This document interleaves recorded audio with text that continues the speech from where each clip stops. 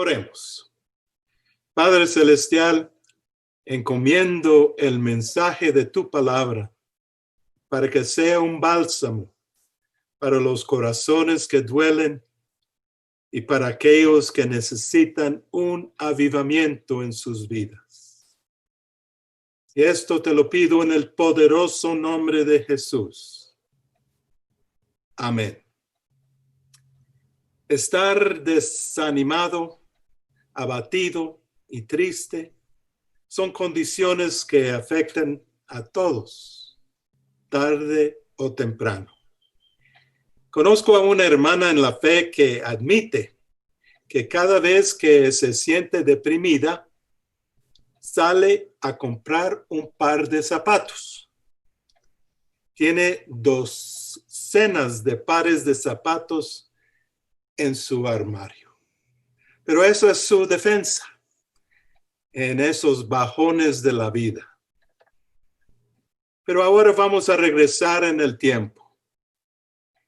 Fue el año 61 después de Cristo y Pablo tenía toda razón para sentirse deprimido y darse por vencido.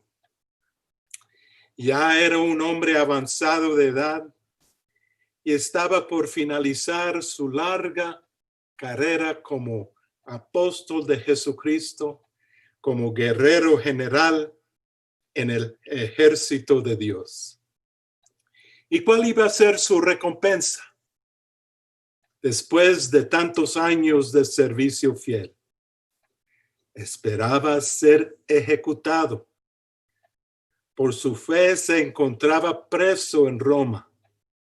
¿Y cómo reaccionó ante circunstancias tan contrarias? Se cayó en el pozo de la depresión, mandó a comprar a la farmacia pastillas de Valium o de Prozac. Al contrario, estando en esa asquerosa cárcel, escribió una carta a los creyentes en Éfeso, donde en el capítulo 1, del versículo 3 al 14, hallamos una majestuosa doxología de alabanza. En realidad es una de las doxologías más exaltadas, más profundas del Nuevo Testamento. En el texto original, esta doxología es una sola oración gramatical de 202 palabras de largo. Del versículo 3 hasta el versículo 14 no hay pausa. Tampoco hay signos de puntuación.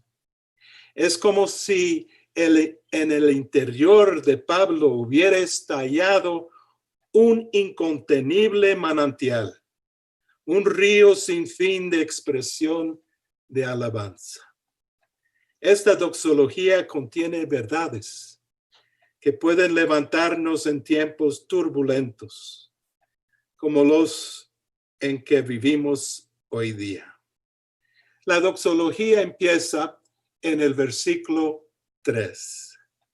Dice así: bendito sea el Dios y Padre de nuestro Señor Jesucristo, que nos ha bendecido con toda bendición espiritual en los lugares celestiales en Cristo, según nos escogió en Él antes de la fundación del mundo, para que fuéramos santos y sin mancha delante de Él.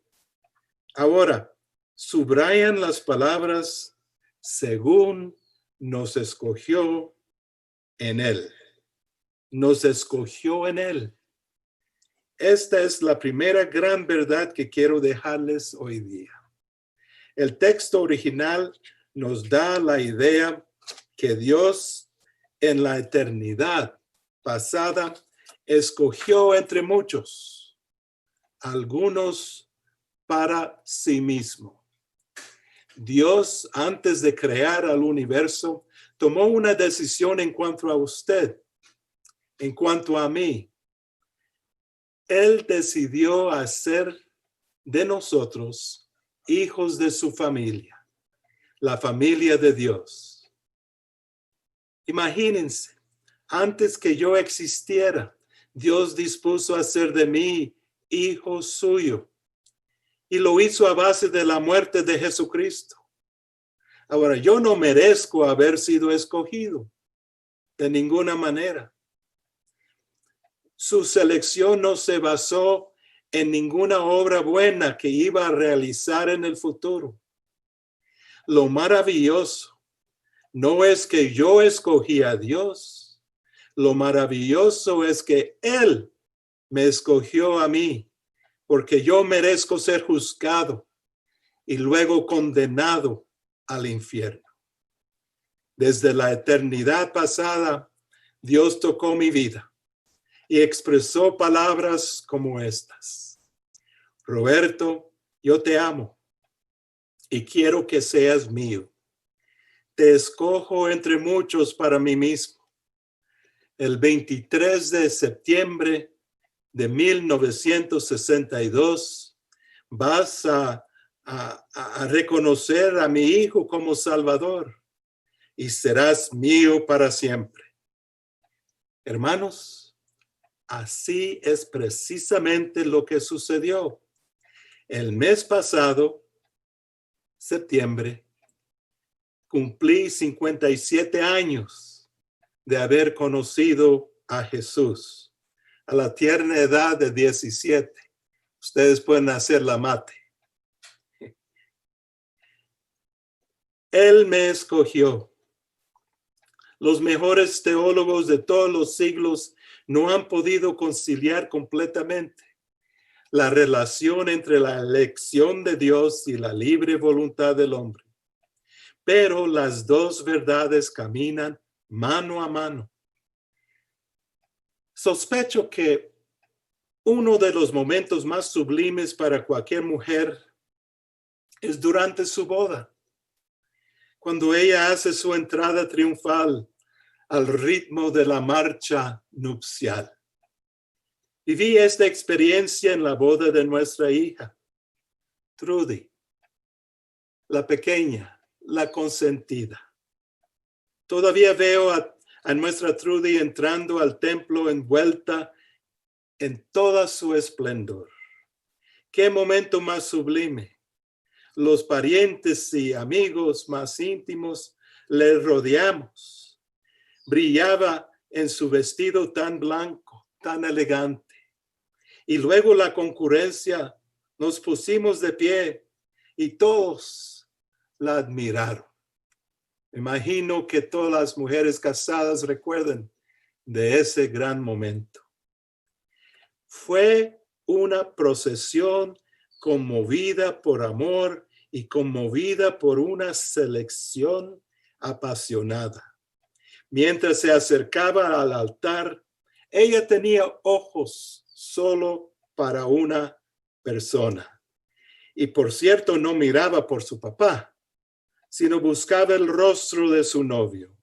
Y la mirada de él estaba clavada en su amada. Y en ese intercambio de miradas había telepatía. Había magia especial que proclamaba: te escogí entre muchos para ser mío para siempre. Te escogí porque te amo. Hermanos, así hizo nuestro Dios conmigo y con usted. Somos escogidos entre muchos para ser de Él porque nos ama. Porque nos ama. Ser escogido de Dios significa lo siguiente: que yo soy valioso para Dios. Eso tiene que ver con mi autoestima. Cuando siento peor que un gusano, cuando mi autoestima está por el suelo, cuando los detalles adversos de la vida me ahogan, solo tengo que recordar: soy sumamente valioso para Dios. Él me considera tan especial que en la eternidad pasada Él me escogió entre muchos.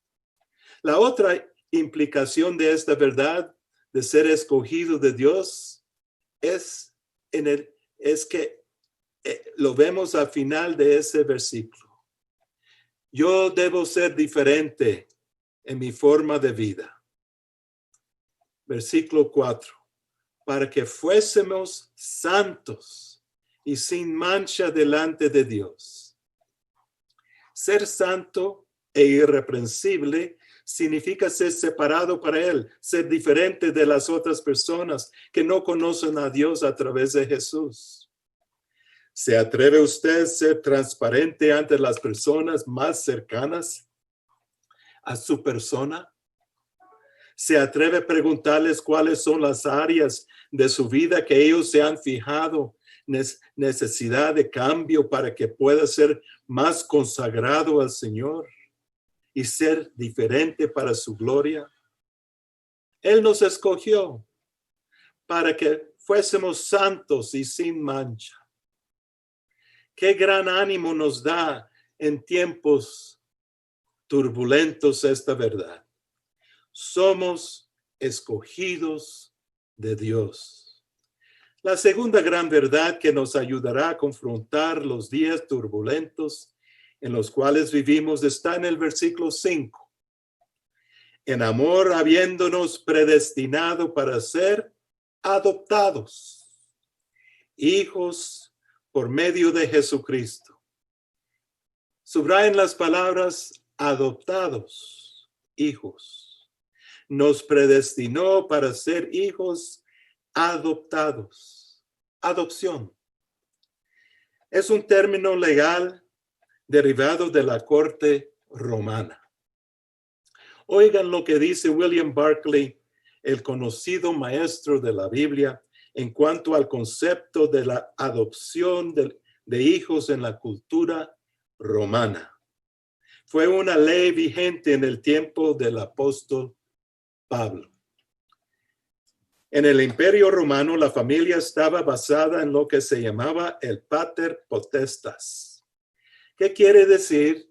El poder del padre. Según esta ley romana, el padre poseía poder que era absoluto y universal sobre su hijo hasta que él muriera. Por lo tanto, el hijo era como un esclavo que lo podía vender y aún matar. Si el padre tenía autoridad total sobre la vida del hijo, ¿cuánto más sobre sus posesiones, que en la práctica se reducían a nada?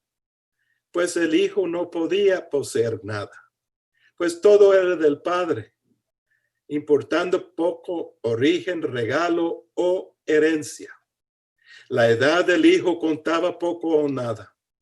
Y a la luz de esta ley, la adopción de un hijo era un paso importante, pues se le tomaba de una potestad paterna a otra.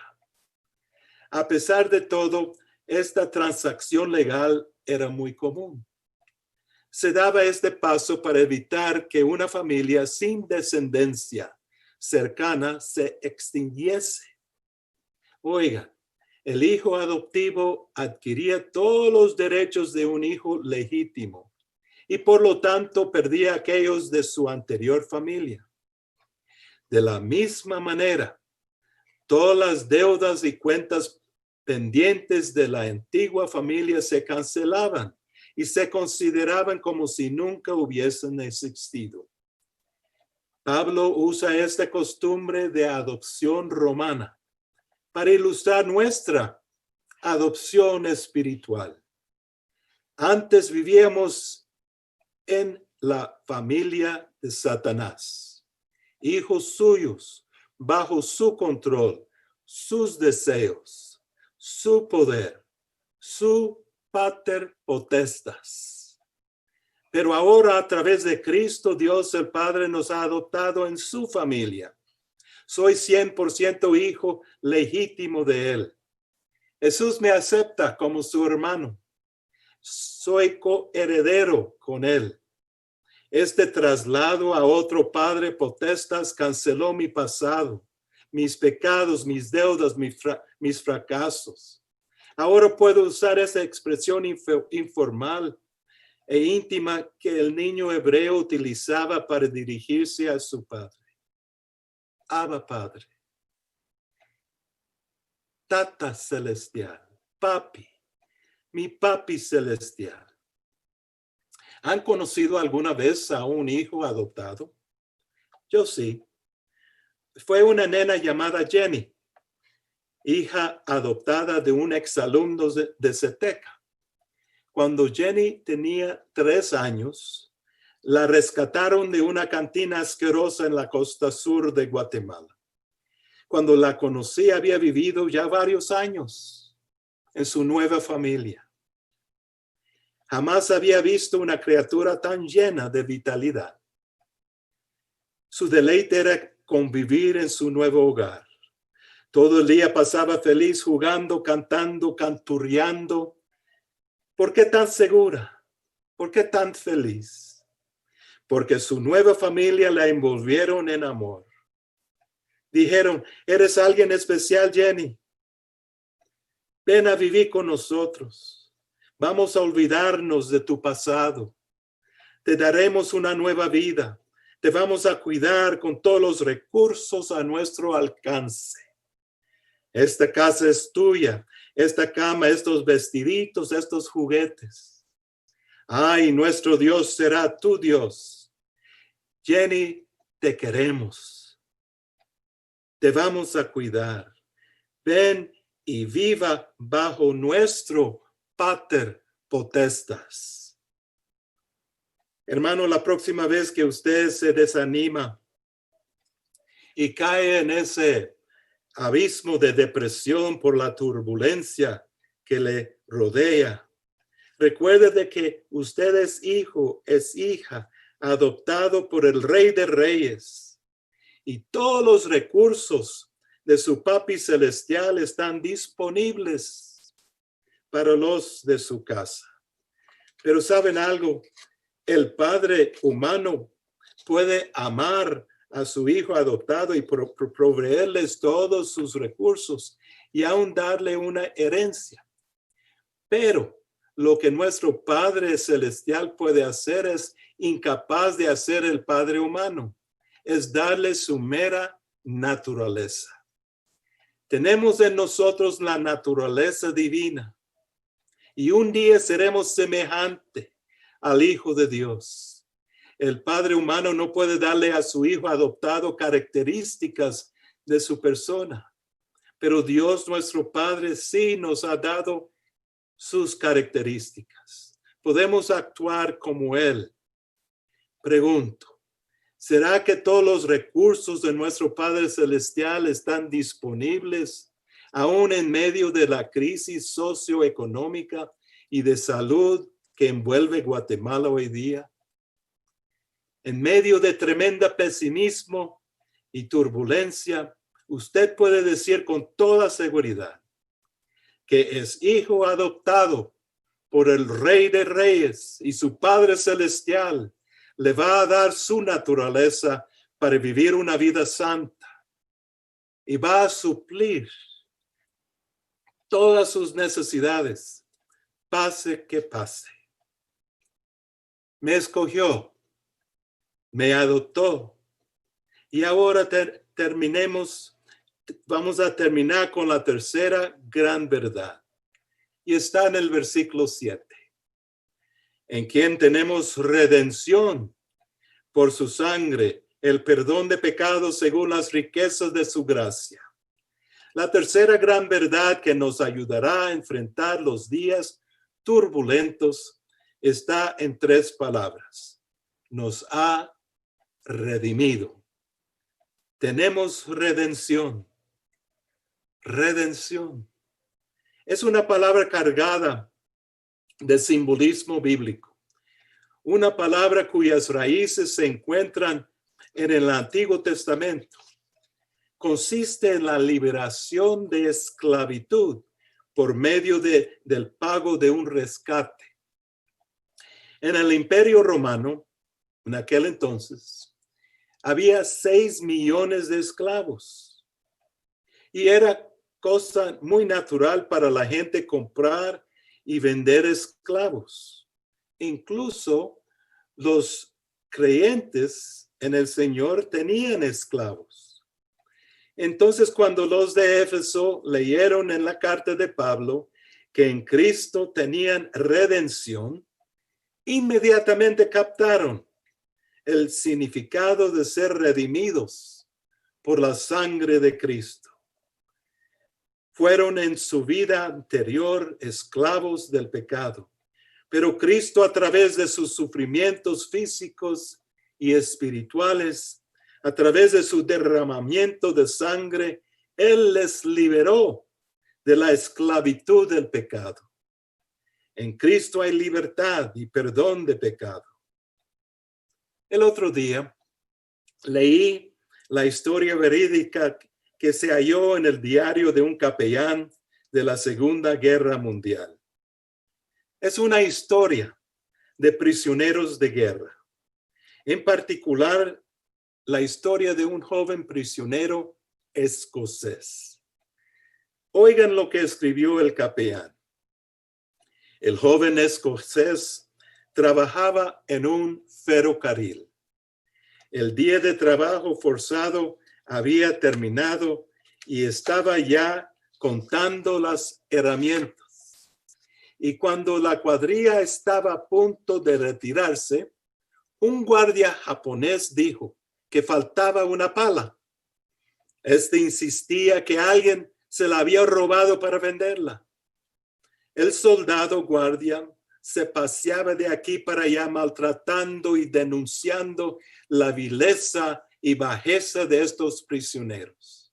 Pero el pecado más grande, según él, era su ingratitud hacia el emperador japonés. Con un inglés muy pobre, exigió que el culpable diera un paso al frente, pero nadie se movió. Por lo tanto, el soldado japonés estalló con una ira violenta. Gritó: todos morirán, uno por uno todos morirán. Inmediatamente preparó su rifle y se lo puso al hombro y empezó a apuntar al último de los prisioneros en la fila. En ese momento, el joven prisionero escocés dio un paso al frente. El guardia desató todo su odio contra este joven. Lo batió, lo abofeteó, y el japonés, aún sediente de venganza, tomó su rifle por el cañón y le descargó el golpe brutal sobre el cráneo del joven escocés. El hombre cayó al suelo. Aun cuando el guardia japonés sabía que estaba muerto, lo continuó pateando hasta que sus botas estaban cubiertas de sangre. Solo el cansancio pudo detenerlo. Sus amigos prisioneros tomaron el cuerpo del joven ya sin vida y lo enterraron en silencio. Al regresar todos al campamento, cabizbajos, deprimidos, cuidadosamente contaron las herramientas y no faltaba ninguna pala. Ni una. Estaban cabales. El joven escocés había muerto para que sus compañeros pudieran vivir. Cristo, despreciado y desechado entre los hombres, varón de dolores, llevó nuestros dolores, herido por nuestros pecados. Jehová cargó en él el pecado de todos nosotros. Derramó su vida hasta la muerte para rescatarnos de la condenación. Él murió por usted y por mí. Redimido soy. Me escogió, me adoptó y me redimió. Falta un detalle para completar este mensaje. En esta majestuosa doxología, Pablo sintió tan conmovido por las bendiciones de salvación que tenemos en Cristo, que 3 veces en su doxología repitió la misma frase. En versículos 6, 12 y 14 leemos: para la alabanza de la gloria de su gracia. gratitud y alabanza. Gratitud y alabanza. Es una buenísima combinación para levantar el ánimo a cualquier. Para el creyente, nuestro Jesucristo es lo máximo. Él es todo. Él es lo máximo. La persona más importante en esta gran doxología de Efesios 1 es Jesucristo. No debemos concentrarnos en nuestros fracasos ni en las circunstancias adversas que nos rodean. No siente ahogado por los días turbulentos en los que vivimos. Solo mire a Él. Él es todo. Y ofrécele su gratitud, su alabanza, porque Él le escogió, Él le adoptó y Él le redimió. Oremos. Padre Celestial, estamos sumamente conmovidos ante la majestuosidad de su Hijo. Él ha hecho tanto para nosotros. Por toda la eternidad estaremos preguntando, ¿por qué? ¿Por qué nosotros, Señor? ¿Por qué nos has escogido? Nos has adoptado, nos has redimido. Y solo podemos darte eterna gratitud y alabanza en el poderoso nombre de Jesús oramos. Amén.